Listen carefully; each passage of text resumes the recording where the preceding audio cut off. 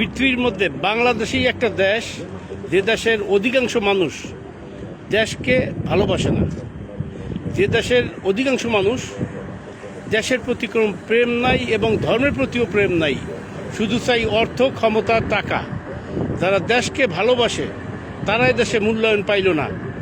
তার মধ্যে আমি বলবো মৌলানা Abdul Hamid Khan Bhasani, major M A Jalil, যারা দেশের জন্য জীবন দিল কিন্তু মূল্য পাইল না।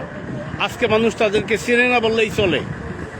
আর আমি সৈয়দ বদরুল হোসেন, আজকে প্রায় 44 বছর হয় জার্মান প্রবাসী। মনে হয় জীবনে $7 লক্ষ কম বেশি বাংলাদেশে পাঠাইছি। এখনও আমার জার্মানের পাসপোর্ট নেই নাই, আমি বাংলাদেশের পাসপোর্ট নিয়ে চলতেছি। কত যে কষ্ট এই দেশের পাসপোর্ট নিয়ে চলতে একমাত্র আমিই জানি। 2 বার ডিপোর্টও হয়েছি এই পাসপোর্ট দিয়া, তারপর দেশের পাসপোর্ট ধরে রাখছি এবং আমার উপার্জনের অধিকাংশ অর্থ আমি দেশ সেবায় দান করেছি। মানুষ এ দেশের মূল্য দিল না। কাজেই এই দেশ ওই দিনই মূল্য বুঝবে যখন ভারত এদেশের অঙ্গরাজ্য বানাবে, তখনই হবে।